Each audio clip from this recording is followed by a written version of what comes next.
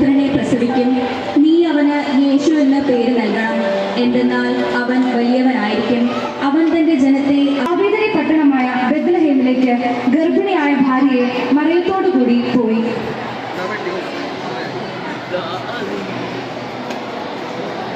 അവിടെ ആയിരിക്കുമ്പോൾ തന്നെ അവൾക്ക് പ്രസവ സമയമടുത്തു. ജോസഫും മറിയവും പല വീടുകളിലും കയറിയിറങ്ങി. അവിടെയൊന്നും അവൾക്ക് സ്ഥലം ലഭിച്ചില്ല.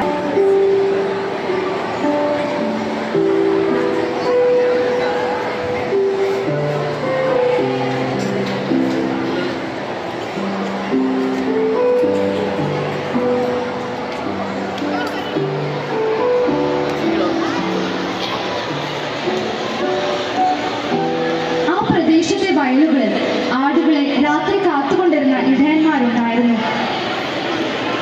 കർത്താവിന്റെ ദൂതൻ അവരുടെ മുൻപിലേക്കും പ്രത്യക്ഷപ്പെട്ടു. ഭയപ്പെടേണ്ട, ഇതാ സകല ജനത്തിനും വേണ്ടിയുള്ള സന്തോഷത്തിന്റെ സദ്വാർത്ത ഞാൻ നിങ്ങളെ അറിയിക്കുന്നു. ദാവീദിന്റെ പട്ടണത്തിൽ നിങ്ങൾക്കായി ഒരു രക്ഷകൻ, കർത്താവായ ക്രിസ്തു ജനിച്ചിരിക്കുന്നു. പിള്ള കച്ച കൊണ്ട് പൊതിഞ്ഞ പുൽത്തൊട്ടിയിൽ കിടത്തിയിരിക്കുന്ന ഒരു ശിശുവിനെ നിങ്ങൾ കാണും. അതാണ് നിങ്ങൾക്ക് തരുന്ന അടയാളം. ആകാശത്തു നിന്ന് ഒരു വ്യൂഹം ദൂതന്റെ പിന്നിൽ നിന്ന് വന്നു. അത്യുന്നതങ്ങളിൽ ദൈവത്തിന് മഹത്വം, ഭൂമിയിൽ ദൈവകൃപ ലഭിച്ചവർക്ക് സമാധാനം എന്നരുളി ചെയ്തുകൊണ്ട് ദൂതൻ അവരുടെ മുൻപിൽ നിന്നും മറഞ്ഞു.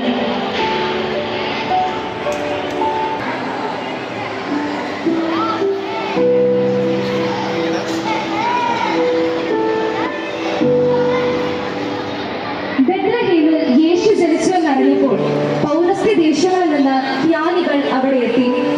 കിഴക്ക് കണ്ട നക്ഷത്രം അവർക്ക് മുൻപേ നീങ്ങിക്കൊണ്ടിരുന്നു.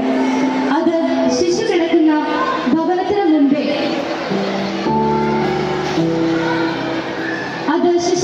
സ്ഥലത്തിന് മുകളിൽ വന്നു നിന്നു. അവർ അത്യധികമായി സന്തോഷിച്ചു. ഭവനത്തിനുള്ളിൽ പ്രവേശിച്ചു. അവർ ശിശുവിനെ കാണുകയും കുമ്പിട്ട് ആരാധിക്കുകയും ചെയ്തു.